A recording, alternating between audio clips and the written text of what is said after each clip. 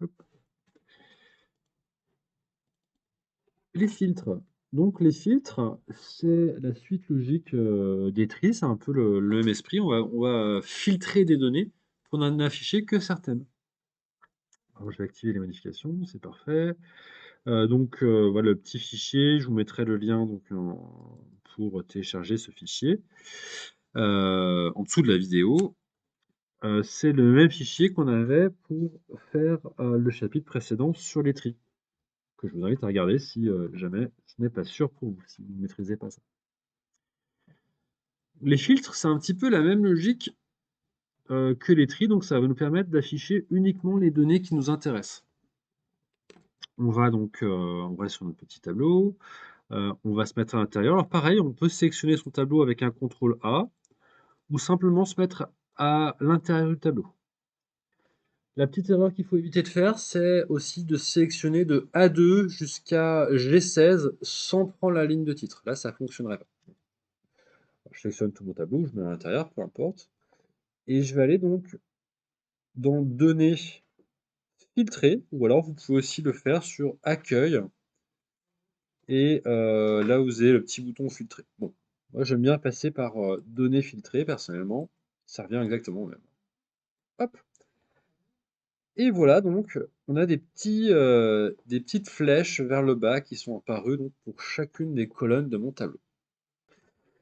Ces petites flèches qui sont apparues en haut sur notre tableau, elles vont nous permettre de filtrer des données. Exemple, bah tiens, moi je fais un déplacement sur Marseille, j'ai pas envie de voir les autres commerciaux, j'ai envie de me concentrer sur les commerciaux marseillais. Regardez, je vais cliquer sur la petite flèche ici, et je vais lui dire, bah voilà, je veux uniquement Marseille. Alors je peux désélectionner tous les commerciaux ici, ou les sélectionner tous. Je vais tous les désélectionner, je vais cliquer sur Marseille uniquement. Je clique sur OK, parfait. J'ai uniquement les commerciaux sur Marseille.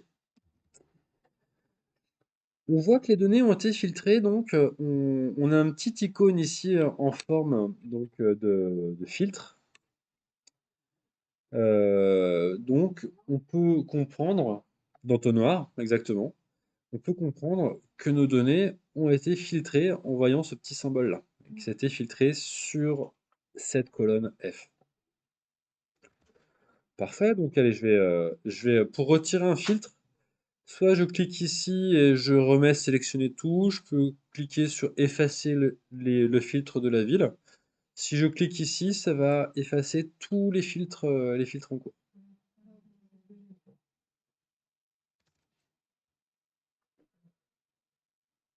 Allez-y.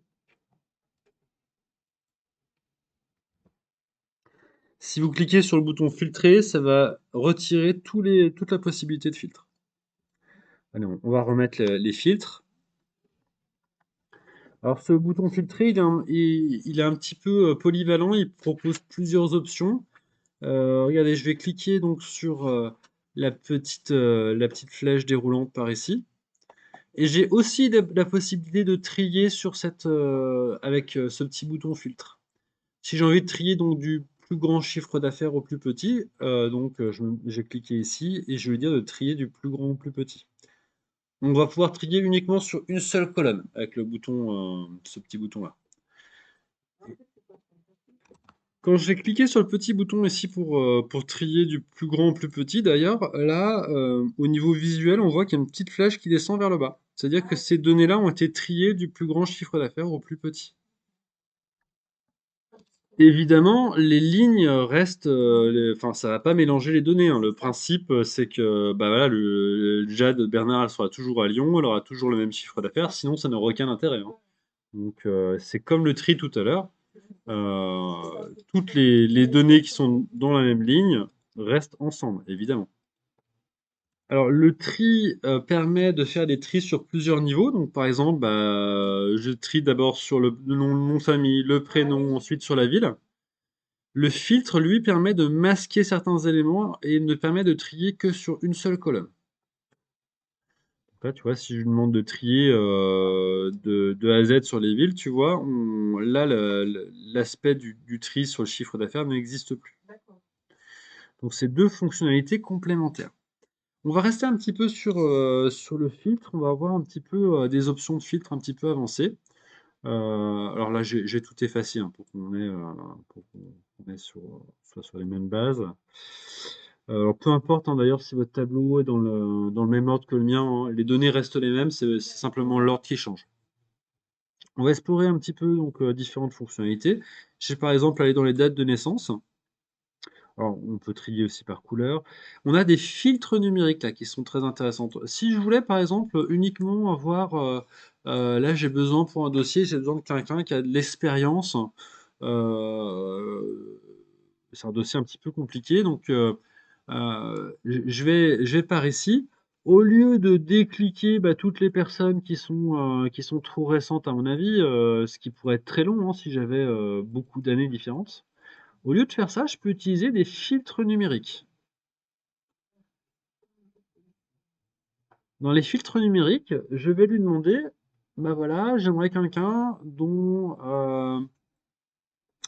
la date est, par exemple, inférieure ou égale à, je sais pas, hein, j'ai n'importe quoi, 1900, 1985 par exemple. Donc là, le logiciel va filtrer, il va me garder uniquement les personnes qui sont nées avant 1985. Je clique sur OK. Parfait.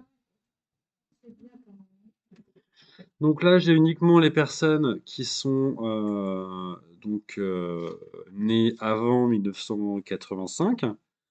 Je peux aussi refaire un tri derrière du plus grand au plus petit chiffre d'affaires. Donc là, sur mes personnes qui sont nées avant 1985, c'est Jade Bernard qui a le meilleur chiffre d'affaires. Bon, le problème, c'est que c'est un dossier qui n'est pas sur Lyon, c'est un dossier qui est sur Bordeaux. Donc j'aimerais avoir les personnes qui sont nées donc avant 85, mais uniquement sur Bordeaux. Bah, on peut totalement mettre deux filtres. Regardez, je vais sur ville. Je rajoute un deuxième filtre, je veux uniquement donc les personnes qui sont nées sur Bordeaux. Hop, parfait. Tiens, Bordeaux, on va mettre Bordeaux et Nice, tiens, Bordeaux et Nice. Il peut faire le déplacement peut-être à Nice. Bordeaux et Nice, hop, ça y est. C'est pas à côté, effectivement, mais il y a une ligne de métro qui est prévue. On va rester à l'intérieur de notre tableau, là, là ou là, mais pas ici ou ici, hein. On se met à l'intérieur de notre tableau. On va effacer donc les filtres en cours. Donc vous pouvez, sur les filtres numériques, vous pouvez aussi faire, qu'on a fait inférieur ou égal en fait, on peut faire des valeurs qui sont comprises entre deux dates. Je sais pas, ça serait inférieur ou égal à 1985, hein, je n'importe quoi, et, et supérieur à 1970. On peut faire donc deux conditions. C'est inférieur à 1985 et c'est supérieur à 1970. Donc c'est compris entre 70 et 85 en réalité. Donc là c'est un et, on pourrait le faire avec un ou inférieur à 85 ou supérieur à 1970. Du coup là on aurait pas mal de monde. Donc voilà, on peut faire différentes choses comme ça avec les filtres. Hop, je vais effacer encore ce filtre. Là, j'ai fait un filtre sur les années de naissance. C'est un chiffre basique, c'est un chiffre classique comme le chiffre d'affaires annuel, c'est un chiffre basique. Les dates, c'est des chiffres un petit peu plus spécifiques puisque on l'a vu, hein, Excel est capable de gérer les dates. Là, on a formaté les dates. La colonne E, elle est avec des formats dates qui sont correctement formatés. Et regardez si je vais dans les filtres. On n'a plus un filtre numérique, on a un filtre chronologique. Donc je pourrais éventuellement demander donc au logiciel de filtrer. Je voudrais uniquement les personnes qui ont été recrutées bah, je sais pas, l'année dernière. Si je demande l'année dernière, hop, là, je vais avoir uniquement les personnes qui ont été recrutées sur l'année dernière ou sur le trimestre dernier ou on peut faire des filtres personnalisés aussi, voilà, postérieur ou égal au 1er janvier 2020 et antérieur au 1er janvier 2021. On pourrait vraiment, jouer sur les dates comme ça, de manière très facile. On a des petits calendriers d'ailleurs qui nous permettent de le faire.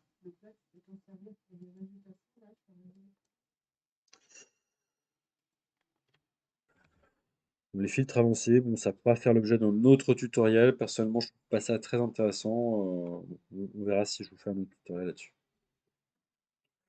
En tout cas, ces filtres-là, si vous les maîtrisez simplement, vous pouvez faire beaucoup de choses.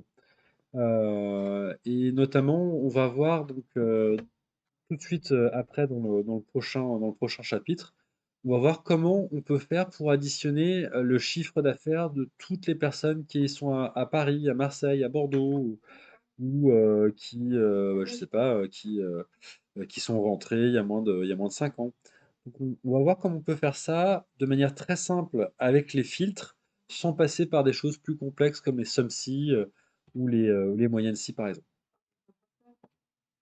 J'en ai pas parlé effectivement dans les filtres numériques. Donc si je vais sur la colonne chiffre d'affaires annuel là, on retrouve aussi différentes options. Donc, au-dessus de la moyenne, on va avoir uniquement les commerciaux qui sont au-dessus de la moyenne, ceux qui sont en dessous de la moyenne. Là, on va avoir uniquement les 10 premiers ou les 3, les 4, les 5 premiers. Là, je veux dire, bah tiens, je veux uniquement les 5 meilleurs commerciaux.